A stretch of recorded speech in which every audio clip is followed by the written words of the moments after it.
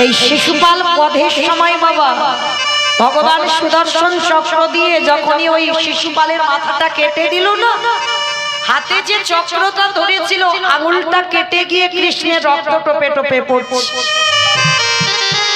ওইখানে রথে মহারথী সবাই দাঁড়িয়ে আছে, কেউ দেখতে পেল না কৃষ্ণের হাতের রক্ত, কিন্তু দ্রৌপদী লক্ষ্য করেছিল আমার সখার হাতে রক্ত বিন্দু। সবার সামনে দিয়ে লজ্জা ঘৃণা ভয় সব ত্যাগ করে দিয়েছে। যার পাঁচটা স্বামী ছিল তাদেরকে ত্যাগ করে সবার মাঝখান থেকে ছুটে গিয়ে দ্রৌপদী নিজে আঁচলে ছিঁড়ে দিয়ে কৃষ্ণের আঙুলে বেঁধে দিয়েছে। তখনই আমার ভগবান হেসে বলেছিল, সখী তুমি আমায় এত ভালোবাসো, বীরেদের মতো স্বামী দাঁড়িয়ে আছে, কত রথী মহারথী দাঁড়িয়ে আছে, সবার মাঝখান থেকে তুমি লজ্জা ঘৃণা ভয় করলে না, তুমি এসে নিজের কাপড় ছিঁড়ে আমার আঙুলে বাঁধলে। তবে মনে রেখো সখী, যদি কোনোদিন তোমার বস্ত্রের প্রয়োজন হয়, একবার তুমি হা কৃষ্ণ প্রাণ কৃষ্ণ বলে দেখো, আমি পৃথিবীর যেখানে থাকি না কেন তৎক্ষণাৎ আমি তোমার বস্ত্র জগিয়ে দেব, যত প্রয়োজন হবে আমি তত বসন দেব। ভগবান মনে পড়ে গেল। আর যেই না দ্রৌপদীর বসন শেষ, দুঃশাসন টেনে নিয়েছে, একেবারে বস্ত্র খুলে যাবে, ওই আঙুল থেকে কাপড়টা খুলে দ্রৌপদীর বস্ত্রে জুড়ে দিয়েছে। টানছে দত্ত, দুঃশাসন ক্লান্ত হয়ে যাচ্ছে, বস্ত্র আর ফুরাচ্ছে না। দ্রৌপদী তো দেহ মন প্রাণটা কৃষ্ণ চরণে সঁপে দিয়েছে। সম্মান গেলে তোরে যাবে, আর সম্মান যদি থাকে সেটাও তোর। যখন দ্রৌপদী তাকালো, দেখে না বাবা আড়াল থেকে কৃষ্ণ আমার বস্ত্র দিচ্ছে। তাহলে এইটুকু শুনে কি বুঝলাম মা, আমার ওই ছেলেটার জন্য যদি কেউ এতটুকু ভাবে, অন্তিম সময়ে সে বিশাল কিছু করতে রাজি। ভগবান বললেন, আমার জন্য কেউ যদি এক কোমর জলে নামে, আমি তার জন্য বক্ষ পর্যন্ত নামি। আর কেউ যদি বক্ষ পর্যন্ত নামে, আমি তার জন্য সম্পূর্ণ জলে ডুববো। দ্রৌপদী দাঁড়ায়ে দাঁড়ায়ে কৃষ্ণকে দর্শন করে বললেন, সখাকে সেই যদি তুমি এলে, তাহলে বলো বলো এত দেরি করে এলে কেন? যেই না বলেছে তুমি এত দেরি করে এলে কেন, ভগবান আমার হেসে বলছে, সখী আমি দেরি করিনি, দেরি করেছো তো তুমি। সেই যদি ডাকে দিলে, তাহলে এত সময় নিলে কেন? যদি প্রথমেই তুমি আমায় প্রাণ কৃষ্ণ বলে ডাক দিতে, যদি একবারে প্রাণপতি বলে ডাক দিতে, আমি ততক্ষণাৎ তোমার দ্বারে ছুটে আসতাম। তাহলে আমি দেরি করিনি, তুমি ডাকতে দেরি করেছো। তা দ্রৌপদী বলছে, সখা আমি তো তোমায় প্রথমেই বললাম, হে ব্রজেন্দ্র নন্দন কৃষ্ণ দেখা দাও, এলে না কেন? বলে আসবো কি করে, তোমার হস্তিনাপুর কোথায় আর তোমার বৃন্দাবন কোথায়, টাইম লাগবে না? তারপরে কি বলেছো, হে দ্বারকাধিপতি কৃষ্ণ দেখা দাও। হস্তিনাপুর থেকে দ্বারকা 3 দিনের পথ, আসতে টাইম লাগবে না? তারপরে কি বলেছো, হে গোলকপতি কৃষ্ণ দেখা দাও। কোথায় গোলক আর কোথায় তোমার হস্তিনাপুর, আসতে টাইম লাগবে না? ভগবানের সঙ্গে কথায় পারা যায়। তা দ্রৌপদী বলছে, আচ্ছা সখা ঠিক আছে, তাহলে এখন তুমি এলে কেন? ও হে দ্রৌপদী, এখনো তুমি কি বলি ডেকেছো বলো? বলে কেন? আমি এখন বললাম, হে প্রাণপতি দেখা দাও। দ্রৌপদী তোমার প্রাণ কোথায় আর তোমার হস্তিনাপুর কোথায়? আরে যেই না বললো প্রাণপতি দেখা দাও, আর কি আমি থাকতে পারি?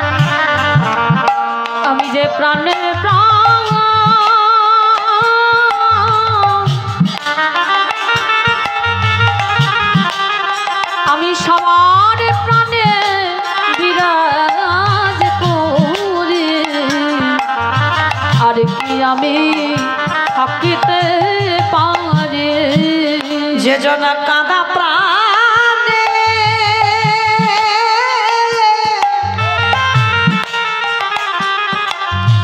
একবারে বলে কৃষ্ণ তোমার হলাম বলে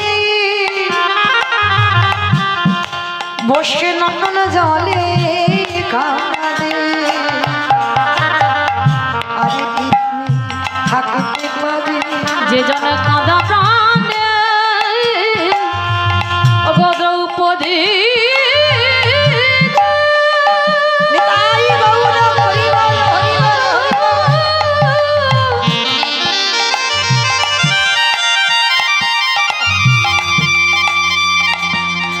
একেবারে নয়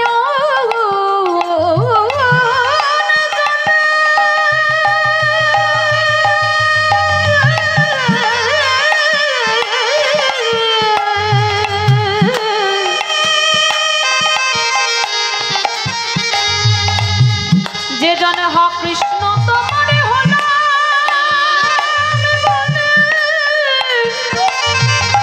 ডাকিতে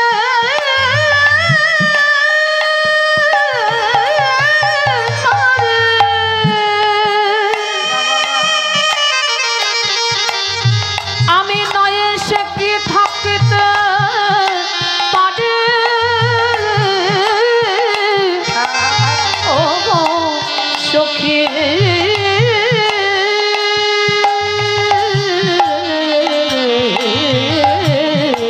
গো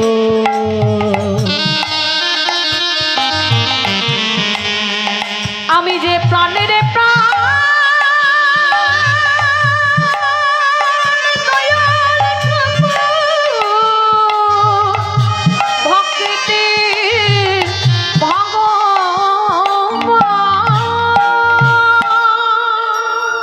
তাহলে সেদিন সেই পিতামহ ভীষ্মের কাছে যখনই দ্রৌপদী গেল, দ্রৌপদী কেঁদে বলল দাদু আমি তোমায় ক্ষমা করে দিলাম, এবার তো মরে যাও। ভীষ্ম কেঁদে কেঁদে বলল দ্রৌপদী আমি যে মরে যাব,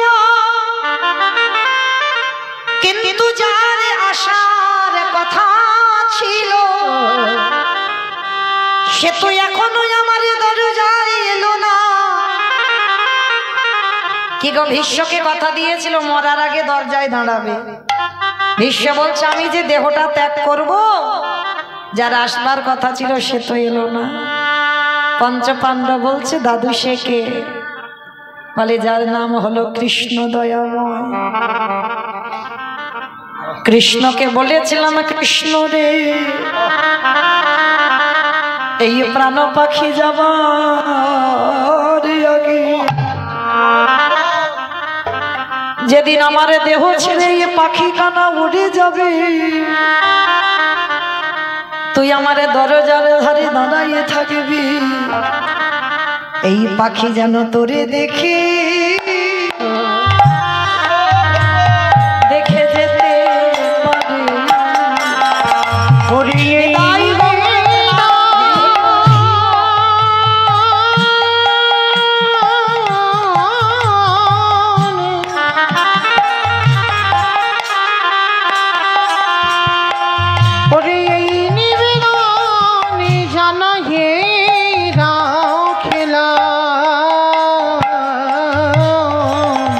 যেন তোরে দেখে যেতে পারি। কৃষ্ণ বাইরে দাঁড়িয়ে আছে, ভীষ্ম বুঝতে পেরেছে কৃষ্ণ বাইরে এসেছে। ভীষ্ম বলল কৃষ্ণ রে বাইরে কেন? আমার দরজা তো খোলাই আছে, ভিতরে আয়। ভগবান কাঁদা প্রাণী বলল ভীষ্ম আমি শুধু তোমার ঘরের দরজাতে নয়, আমি সবার ঘরের দরজায় দাঁড়ায়ে আছি। আমায়রা কোন ঘর আর কোন দরজা?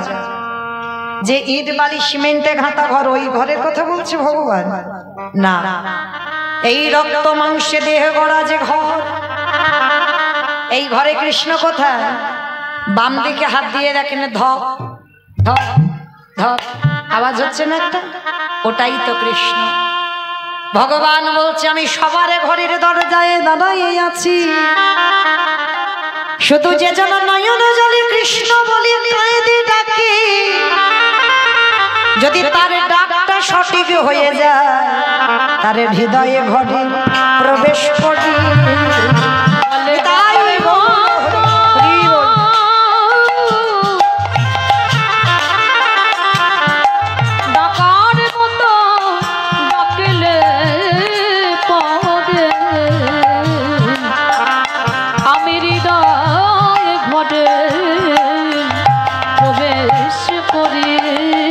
আসতে তোমাইরা তাহলে লক্ষ্য করে দেখেন, সেদিন ভগবান কৃষ্ণ বলল ভীষ্ম যেদিন তোমার ডাক সঠিক হবে আমি সেদিন তোমার ঘরে প্রবেশ করব।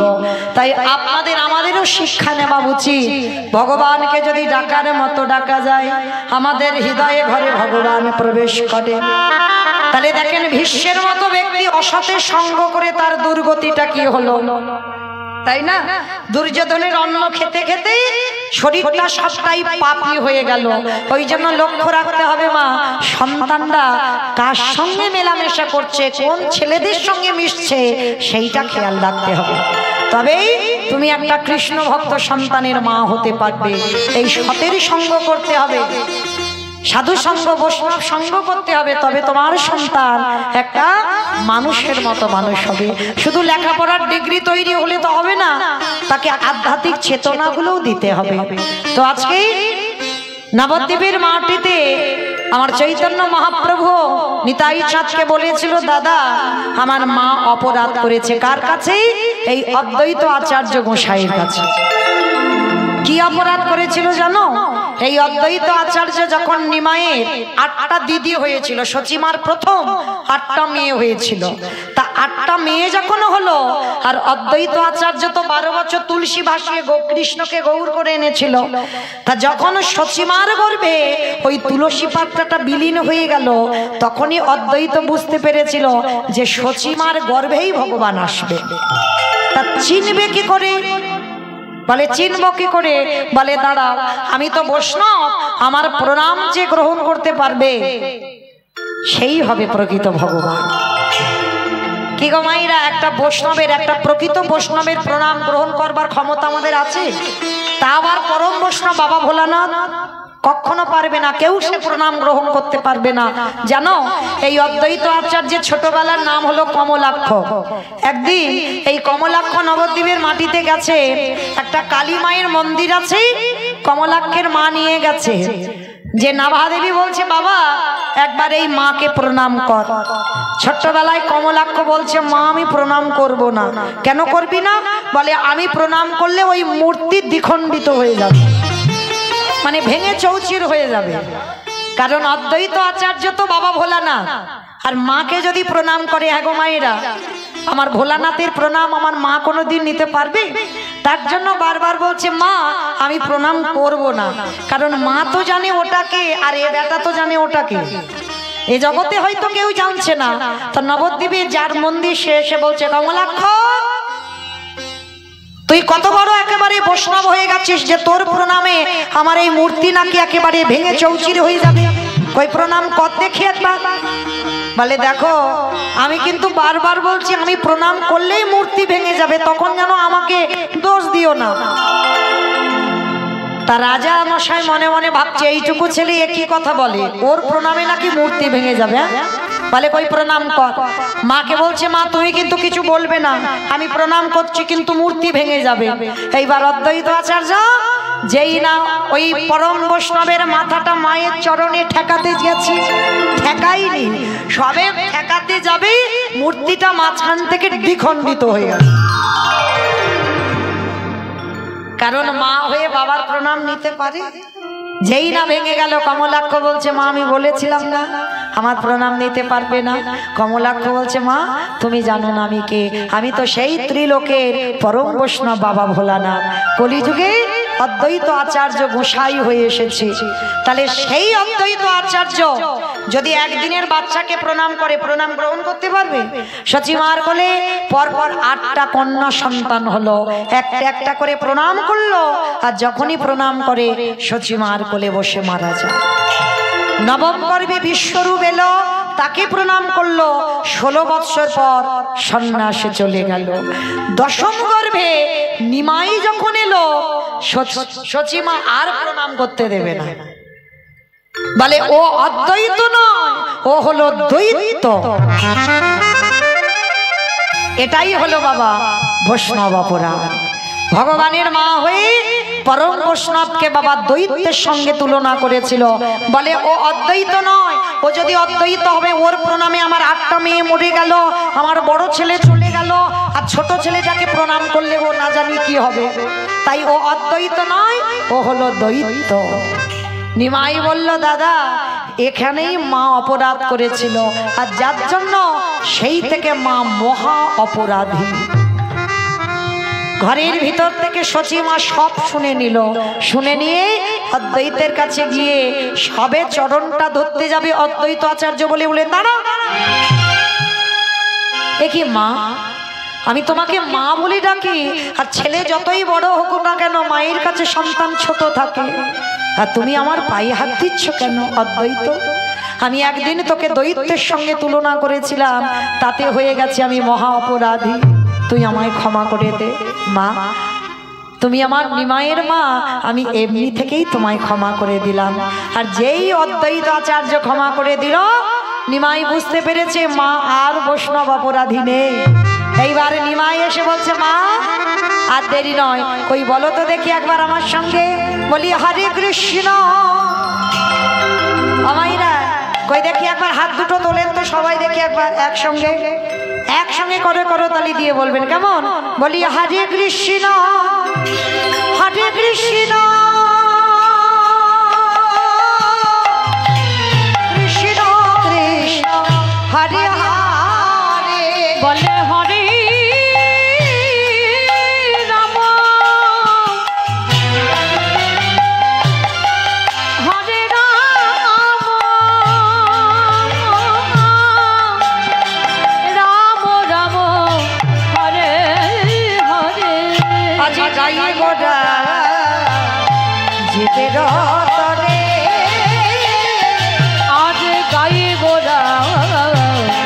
জীবের তরে, আজ গাই গোজাম জীবের তরে। আজ শ্রীনন্দের নন্দন শ্রী মধুসূদন, শ্রীনন্দের নন্দন শ্রী মধুসূদন, আজ মুরলী বাজায় নিকেতনে, গাই গোরা জীবের তরে, গাই গোরা জীবের তরে। সেই নবদ্বীপের মাটিতে দাঁড়িয়ে আমার চৈতন্য মহাপ্রভু কি করলো? কেহ বলে পুরবেতে রাবণ বধিলা, কেহ বলে পুরাবেতি, আমার উলু কই? মাঠে মাঠে কেহ বলে পুরবেতে রাবণ বধিলা, কেহ বলে পুরাবেতে আমার গোরারি, গোরা গোরা গোরা গোরারি,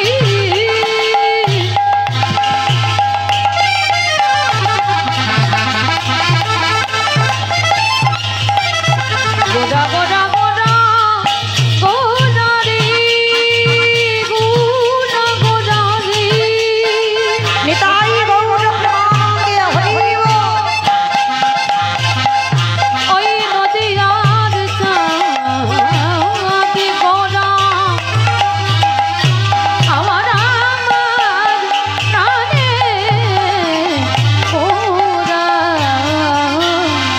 কেহ বলে পুরাবেতে রামন বুঝিলা। আজ গোলকের বৈভব লীলা প্রকাশ করিলা, ওই গোলকের বৈভব লীলা প্রকাশ করিলা, ওই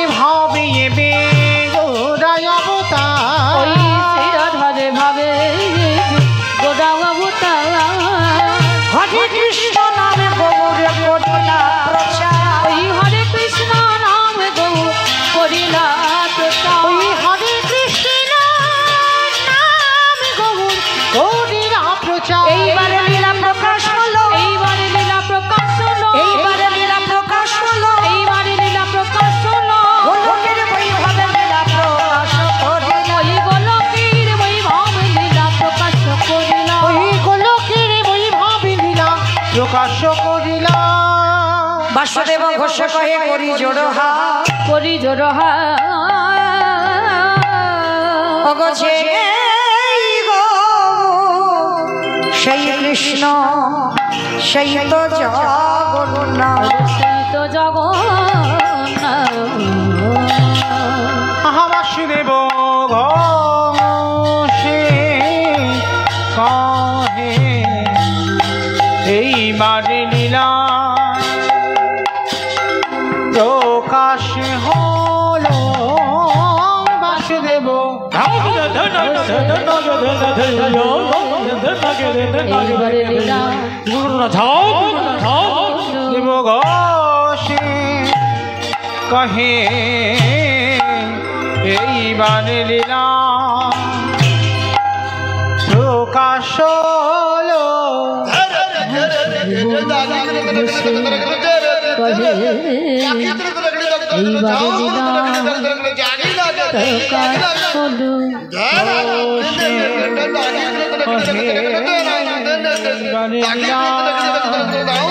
প্রকাশ হলো বাসুদেব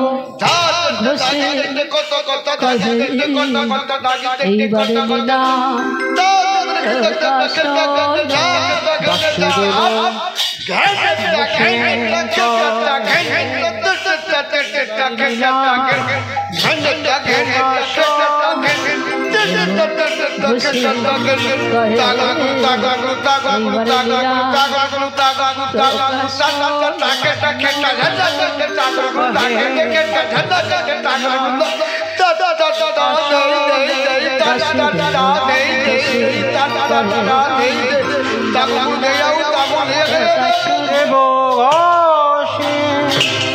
कहे এইবারে লীলা প্রকাশ হলো বাসুদেব ঘোষে নিতাই গৌর প্রেমানন্দে হরি বল হরি বল হরি বল আমি বাসুদেব ঘোষে কহে এইবার লীলা প্রকাশ হলো বাসুদেব ঘোষে করে এইবার লীলা প্রকাশ হলো রে ভগবান বাসুদেব ঘোষে কহে জানি তাই চলুন এবার আমরা সবাই চলে যাব মধুমাস ধাম বৃন্দাবন ধাম। ততক্ষণ নবদ্বীপে রইলাম, একবার দেখি সবাই মিলে বলেন তো গৌর সুন্দরী কি ধ্বনিটা হলো কি জয়। এটাও জয় বললাম, ধ্বনিটা হলো কি এটা নাকি জয়? এটা জয় নয়, একটু প্রেম সে জয় দিতে হবে। এত জোরে জয় দাও, কত দূর যাবে? হ্যালো, হরে কৃষ্ণ, শোনা যাবে বাগনান। আমার বাগনান যাবে? যাবে না? কে বলেছে যাবে না? একবার বিশ্বাসটা রাখতে হবে তো যাবে।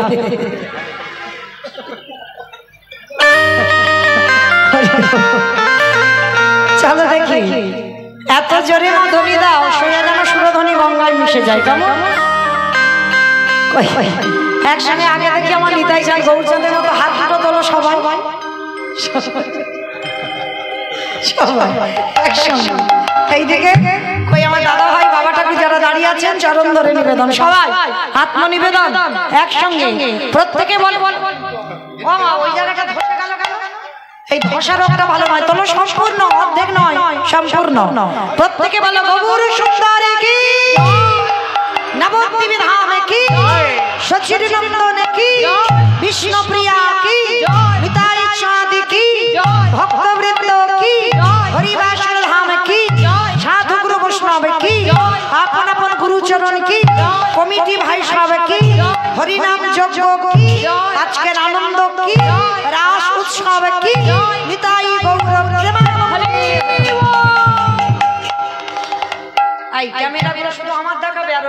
হয়েছে?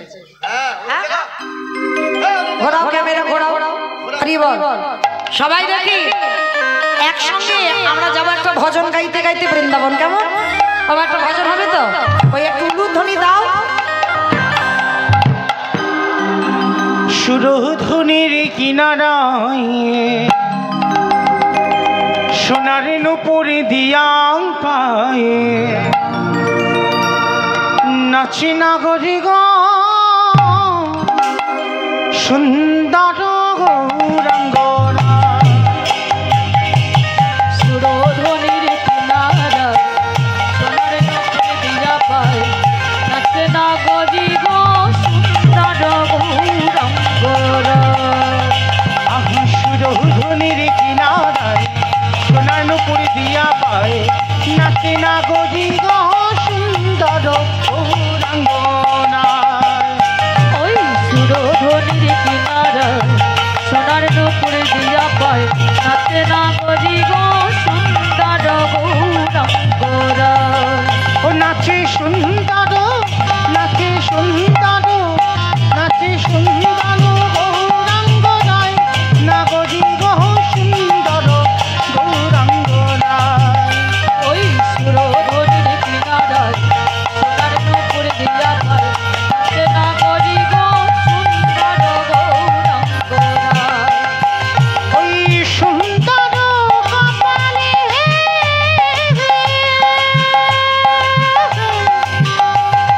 সুন্দর তিলক গো। ওই সুন্দর কপালে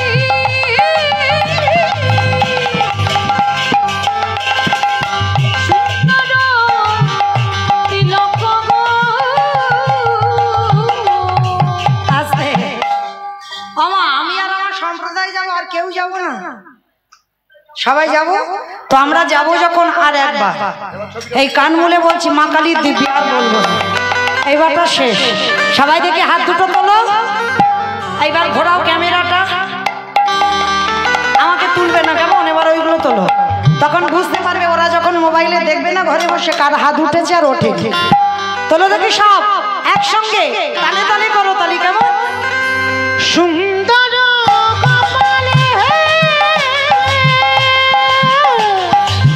সুন্দর তিলক গো। ওই সুন্দর কপালে সুন্দর তিলক গো।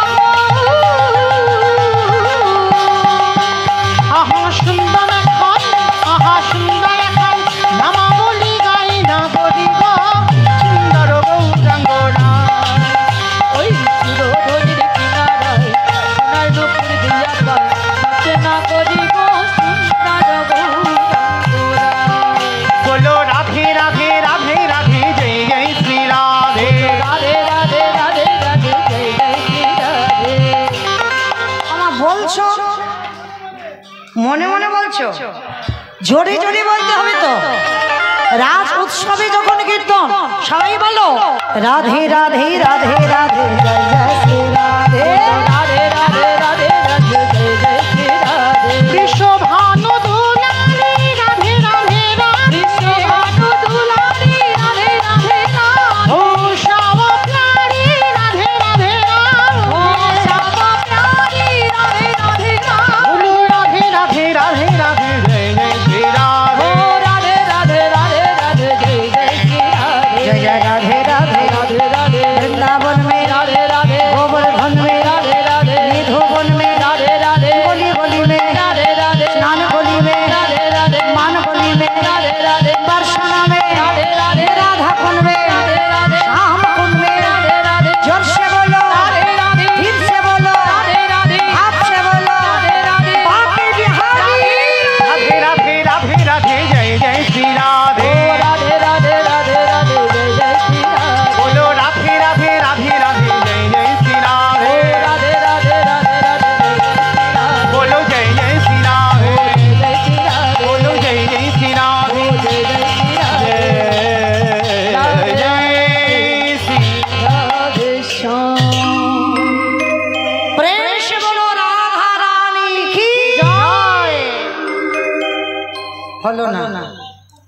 এ তো বাজার থেকে এই শ্মশান থেকে রোডে ওঠেনি, আর একটু জোরে দিতে হবে।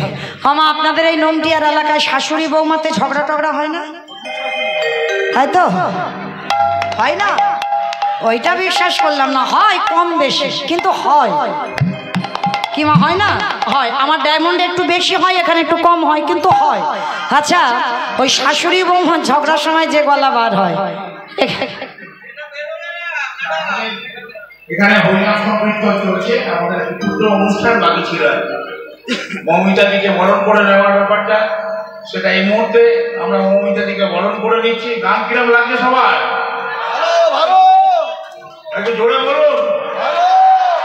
আমরা মৌমিতাদিকে বরণ করে নিচ্ছি। বরণ করে নিচ্ছেন নুনঠিয়া রাস উৎসব কমিটির সম্পাদক মাননীয় তপন মাঝি। আমরা বরণ করে নিচ্ছি, সবাইকে একটু হাততালি দেওয়ার জন্য অনুরোধ করব। আমরা আন্তরিকভাবে বরণ করে নিচ্ছি মৌমিতাদিকে। বরণ করে নিচ্ছেন নুনঠিয়া রাস উৎসব কমিটির সম্পাদক মাননীয় তপন মাঝি মহাশয়। শুরু করুন। নিতাই গৌর কৃষ্ণ প্রণাম। হরি বল, হরি বল, হরি বল। তোমার একটু প্রেম সে জোরে বলো তো দেখি, রাধা রানী কি জয়, বাহ, বৃন্দাবনেশ্বরী কি জয়, যমুনা मैया की जय, नंदो गाँवों की जय, ऊंचा गाँवों की जय, वर्षा नामों की जय, भक्त वृंदों की जय, हरिवासर धाम की साधु गुरु वैष्णव की जय, आपन आपन गुरु चरण की जय, निताई गौर प्रेमाहरि।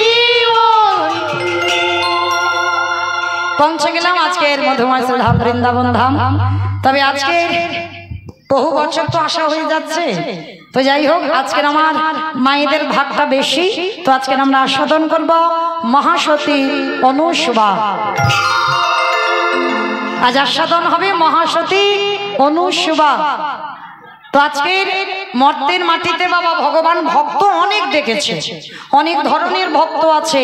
তো আজকের আমার ভগবান মর্তের মাটিতে একটা সতীর সন্ধান পেতে চায়। কোন দেব দেবী নয় মা, আপনারা যেমন সাধারণ একজন নারী, আজকে লীলাটা যাকে নিয়ে হবে তিনিও ছিল একটা সাধারণ নারী মর্তের মাটিতে, কিন্তু সেই সাধারণ নারীর কাছে ব্রহ্মা বিষ্ণু মহেশ্বর বন্দী হয়ে গেল তার ভজন তার সাধনার জোরে। তো চলো আজকের আমরা সবাই সেই মহাসতীর সন্ধানে যাব। তো মায়েরা একটু মন দিয়ে শুনবেন কেমন? দেবর্ষি নারদ একদিন মনে মনে চিন্তা করলেন, যাই প্রভুর সঙ্গে একটু দেখা করে আসি। তো নারদ তো বিনাতে সর্বদাই হরিনাম করে, হরিনাম করতে করতে দেবর্ষি নারদ গিয়ে দাঁড়িয়েছে একেবারে বৈকুণ্ঠপতি নারায়ণের কাছে। প্রভু, প্রভু এদিকে এসো। কি ব্যাপার প্রভু? একটা কথা বলবো। কি কথা নারদ? এ কি প্রভু, তোমার মুখটা দেখে মনে হচ্ছে তুমি খুব চিন্তিত আছো, মনে হচ্ছে খুব চিন্তা টিন্তা করছো। তা ভগবান বলছে, হ্যাঁ নারদ, আমি একটু চিন্তায় আছি। প্রভু, কি চিন্তায় আছো? বলে, জানো চিন্তা আমার একটাই। কি চিন্তা প্রভু?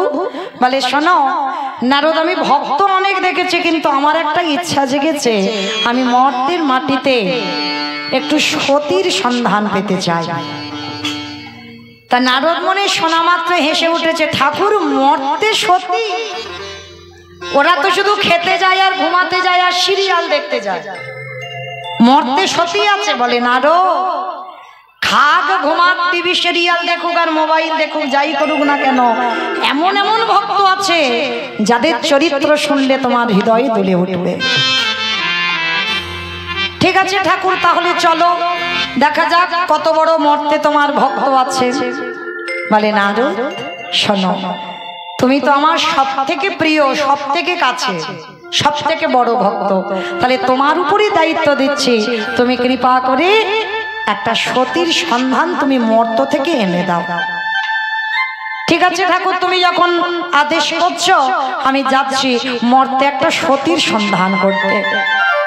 তো নারদ মনে সর্বদা তো বিনাতে হরিনাম করে, তো প্রভুকে বলছে, প্রভু আজকে আমি এই বিনাটা তোমার কাছে রেখে যাচ্ছি, কারণ বিনা নিয়ে মর্তে নামবো না, আর মর্তে নামলে বাবা ভক্তরা সবাই তোমায় ছুটে আসবে আমার কাছে, নারদ এসেছে নারদ এসেছে বলবো।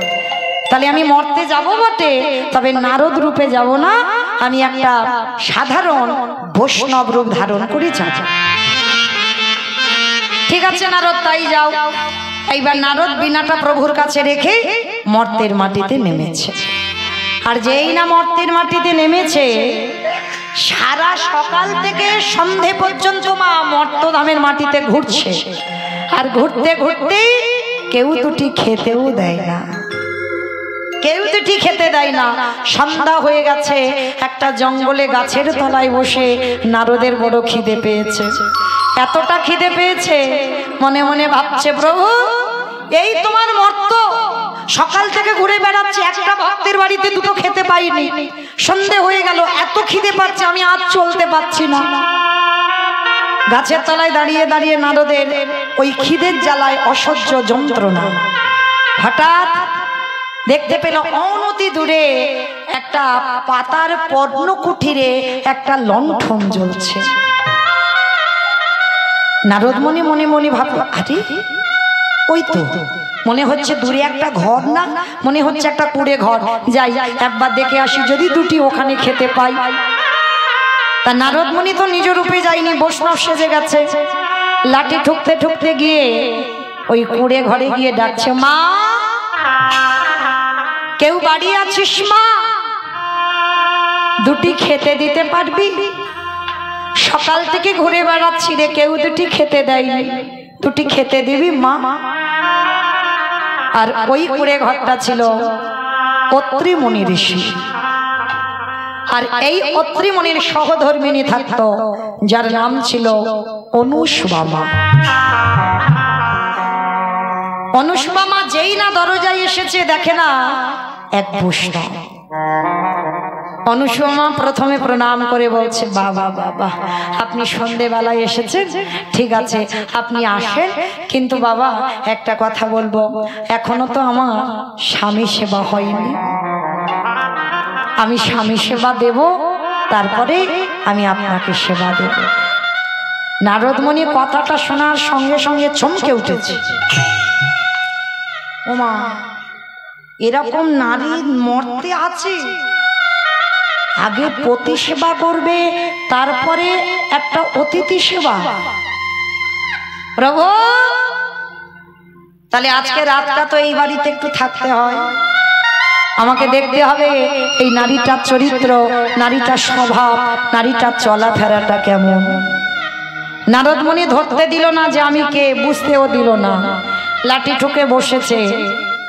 অত্রিমুনিকে সেবা দিয়েছে, সেবা দিয়ে অনুসুমা মা ওই বৈষ্ণবের জন্য পারস সাজিয়ে সেবা দিয়েছে। বাবা আপনি প্রসাদ পান, আমার স্বামী সেবা হয়ে গেছে, এবার আপনি পেতে পারেন।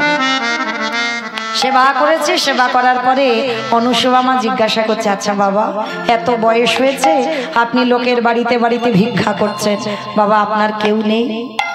বলে, মা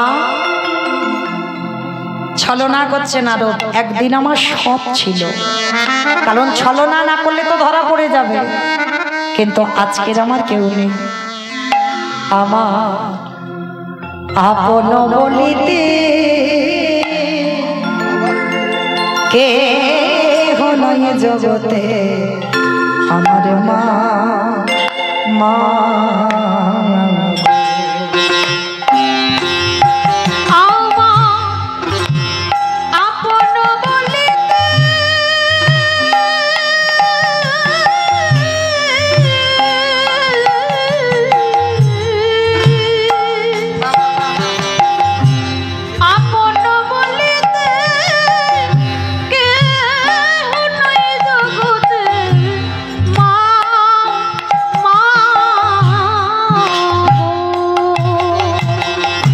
আমারে ভাগ্য দেব,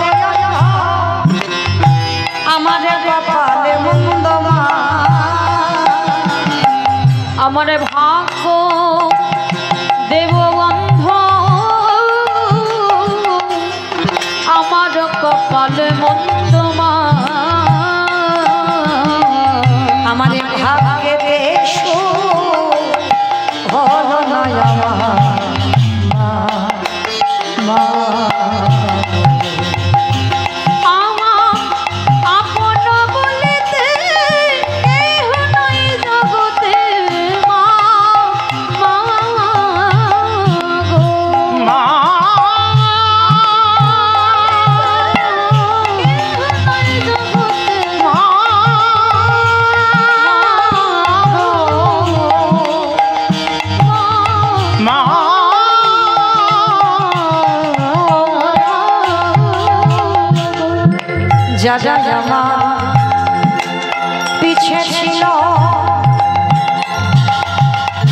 তারা আগে চলে গেল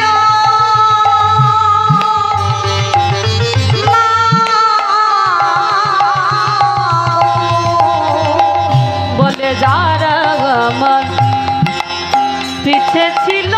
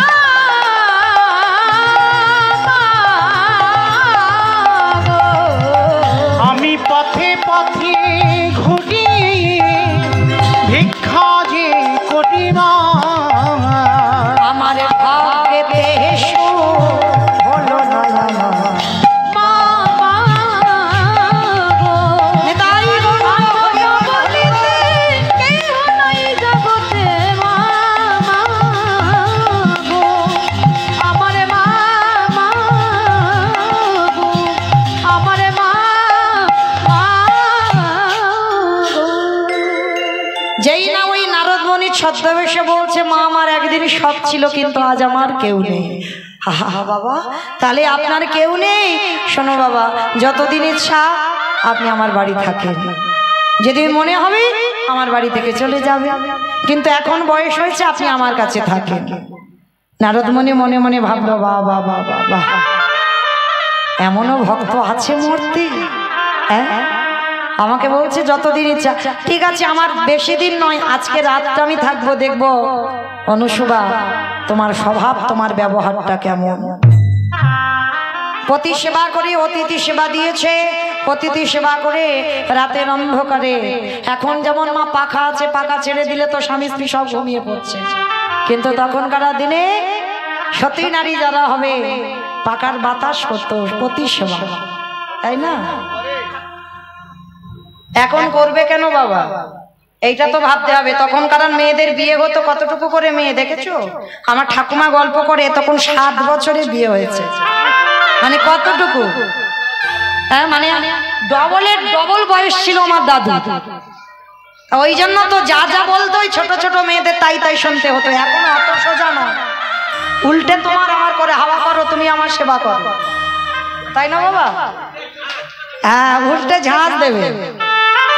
তখনকার দিনটা ছিল আলাদা, অনেক অনেক বয়স পুরুষ, আর যে নারীকে বিয়ে করতে অনেক কম বয়স, ছোট বাচ্চা, সেই বাচ্চা বয়সে বিয়ে দেওয়া হতো। তা আজকের অনুসুবা মার চরিত্রটা দেখেন, স্বামী সেবা করছে রাত্রিবেলা, পাখার বাতাস করে স্বামীর পদ সেবা করে, স্বামী ঘুমিয়ে পড়লেন, তারপরে অনুসুবা মা ঘুমান। এইবার স্বামীর পাশে ঘুমালো, ভোরবেলা ব্রহ্ম মুহূর্তে উঠলো অনুসুবা মা। ব্রহ্ম মুহূর্তে উঠে যেত কোথায়? গঙ্গা স্নান। অমাইরা যারা সতী নারী হয় তাদের নিত্য কর্ম দেখো। সবার প্রথমেই ঘুম চোখটা খুলে মনে রাখবে মা ঘুমিয়েছো মানে তুমি মরে গেছো। মরে যাওনি? রাত্রিবেলা যে তুমি ঘুমিয়েছিলে তোমার আর সারাটা কিছু ছিল? কিছু জানতে? হ্যাঁ, তার মানে মরে গেছিলে। আর মরা মানুষ যখন সকালবেলা ওঠে শরীর অসুচি হয়ে যায়। অনেক অনেক মায়েরা আছে না, সেই রান্না বান্না সেরে নিয়ে তারপরে স্নান। না, খবরদার, চরণ ধরে বলে যাচ্ছি, স্নানটা সকাল হবে, ঘুম চোখটা খুলবে তবে তুমি স্নানটা করবে, তবে তুমি শুদ্ধ হবে। আর শুদ্ধ হয়ে তবে তুমি লক্ষ্মী যেখানে বর্তমান যেখানে স্নান পায় তবে তুমি রান্নাশালায় প্রবেশ করবে, তার আগে নয়। কারণ মরা দেহ মানে অসুচি দেহ, সে অসুচি দেহ নিয়ে কোনোদিন রান্নাশালে প্রবেশ করতে নাই। এইবার অনুসুবা মা প্রতিদিন ভোরবেলা গঙ্গা স্নানে যেত। গঙ্গা স্নানে গিয়ে প্রভাতে উঠিয়া মাতা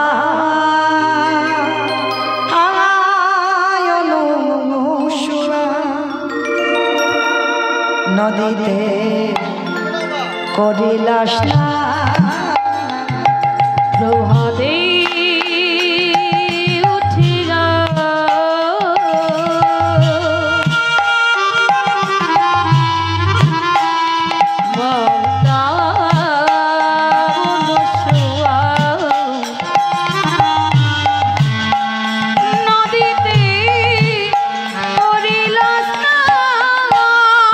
প্রভাতে ও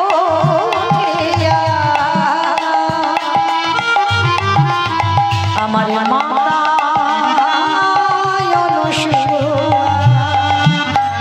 নদীতে করিলাস না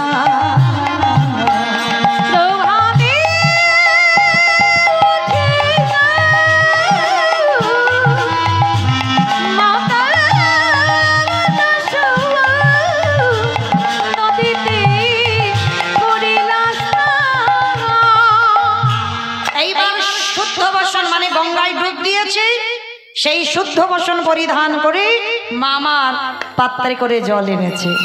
ভোরের বেলা স্বামী তখন ওঠেনি, ঘরের দরজা খুলে দেখে স্বামী সবে ঘুমটা ভেঙেছে। আর ঘুম ভাঙতে প্রথমেই বাবা স্বামীকে বিছানা থেকে তুলে সবার আগে স্বামীর চরণে সেই আঁচলের জল টান ডিগড়ে চরণ যুগল ধৌত করেছে। আর চরণ যুগল ধৌত করে সেই চরণ ধৌত করা জল অনুসুয়া মা পান করছে। নারদমণি আড়াল থেকে দেখা মাত্র চমকে উঠে, ওমা এরকম মরতে মেয়ে আছে, আজকে স্বামীর চরণ ধৌত করা জল পান করছে।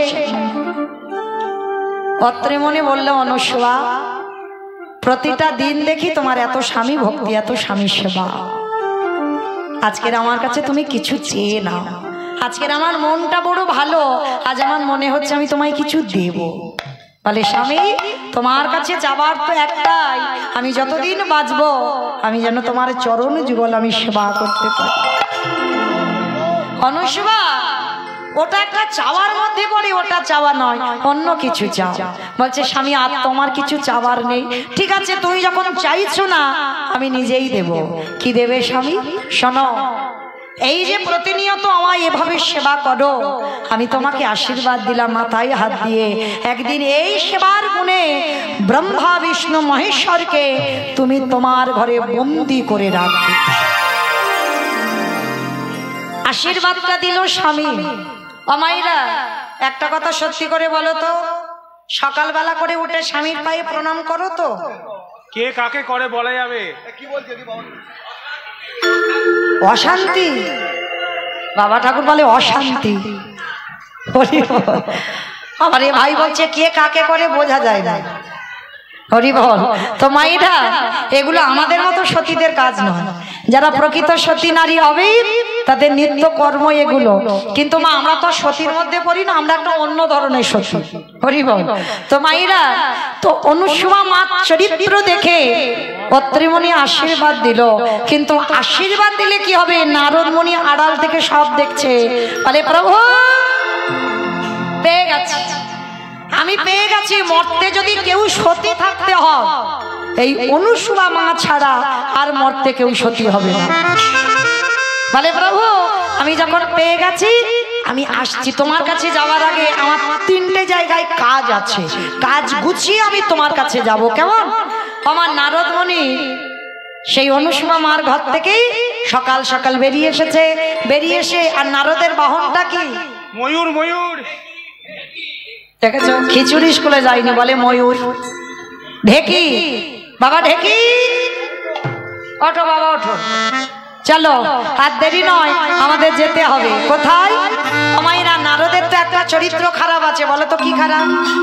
লাগান ভাগান করে। লাগান ভাগান, তাই না? আমরা মাঝে মাঝে বলি না, তুই কি নারদ সেজেছিস, এর গল্প নিয়ে ওর কানে দিচ্ছিস কেন, আর ওর গল্প নিয়ে ওর দিচ্ছিস কেন? নারদ এটা একটা স্বভাব। তো নারদ মনে কি করেছে? ঢেকিকে ডেকেছে, ঢেকি চলো বাবা একটা জায়গায় একটু আগুন লাগিয়ে দিয়ে আসি। ও বাবা ঢেকি রে, চলে চলে না বাবা, চলে চলে না বাবা, ব্রহ্মলোকে যাই বাবা।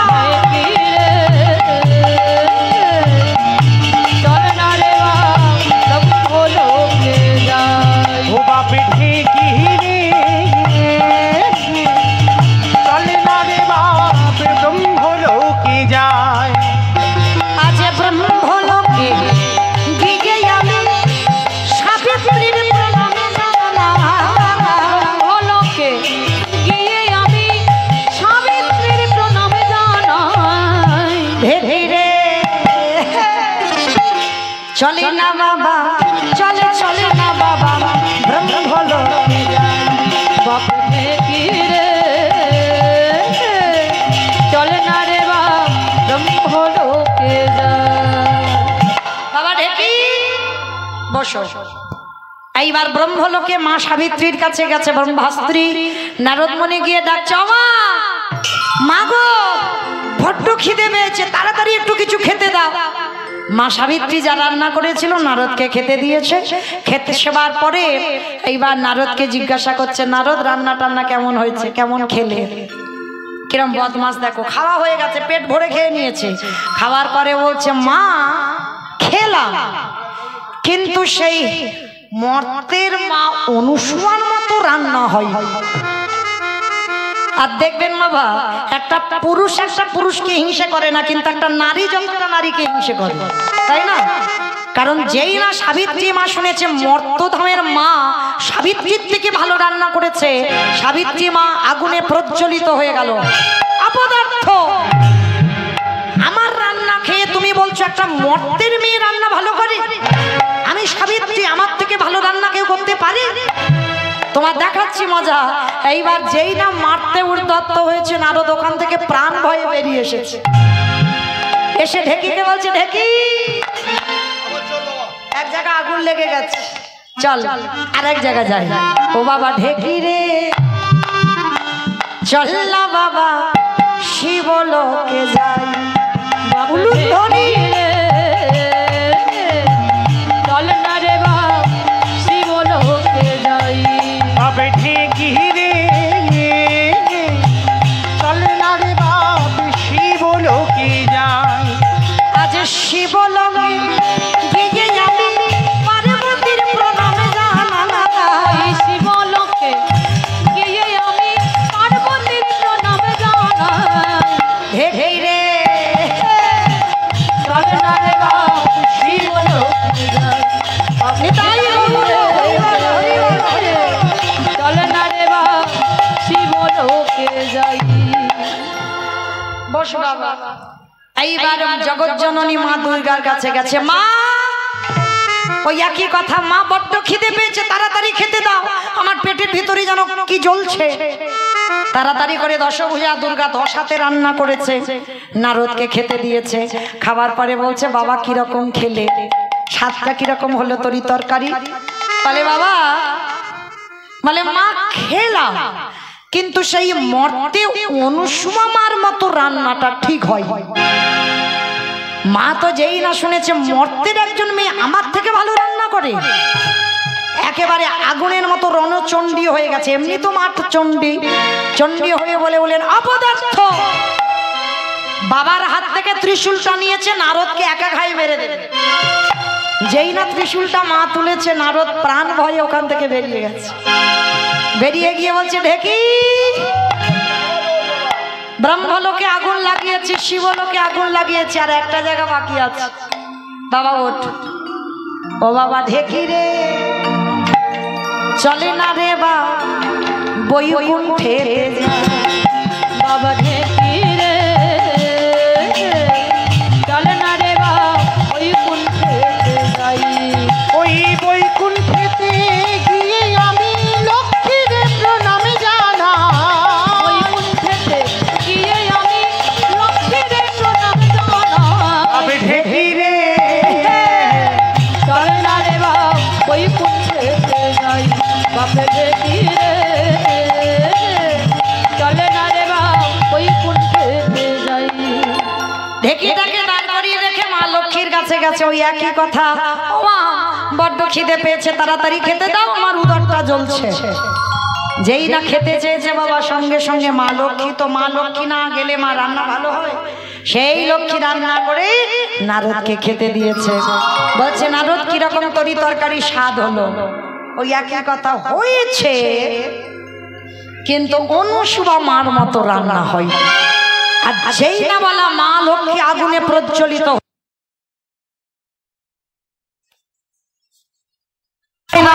আমি যে বাড়িতে না যাই চাল ধান কিছু থাকে না, আর তুই কিনা বলছিস আমার থেকে একটা মর্তের মেয়ে ভালো। যেই না লক্ষ্মী মা মারতে উদ্ধত হয়েছে, নারদ ওখান থেকে ছুট দিয়ে চলে গেছে। বলে প্রাণটা তো বাঁচাতে হবে, তিন দেবীর কাছ থেকে ছুটে গেছে। এইবার তিন দেবী এক জায়গা হয়েছে, মা দুর্গা, মা সাবিত্রী আর মা লক্ষ্মী। তিন দেবী এক জায়গা হয়ে বলছে দিদি নারদ এসেছিল? বলে হ্যাঁ এসেছিল। বলে কি বলেছে? বলে মর্তে নাকি এক অনুসুবা বলে মেয়ে আছে, সে নাকি খুব ভালো রান্না করে, সে নাকি আবার সতী। তা মা দুর্গা বলছে আমাকে তো একটু দেখতে হবে কত বড় সতী। যে নারদ এসে ওই নারীটার জন্য আমাদেরকে অপমান করলো, তাহলে দেখতে হবে না ওই নারীটার চরিত্রটা কেমন। চলো শুরু করা হোক।